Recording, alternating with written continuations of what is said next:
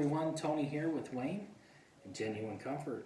Today we're going to talk about why and where air conditioners should be placed, because there is a big difference. Have you ever had your neighbor complain to you because your air conditioner was so loud? So Wayne's going to talk to you about a circumstance that he ran into, and we're going to give you some information on this. Go ahead, Wayne. So I got a call from one of the clients that we just went to her house, and she had an older system in there, and she texted me and said, hey, my neighbor says my air conditioner is really loud. And I go, yeah, it is.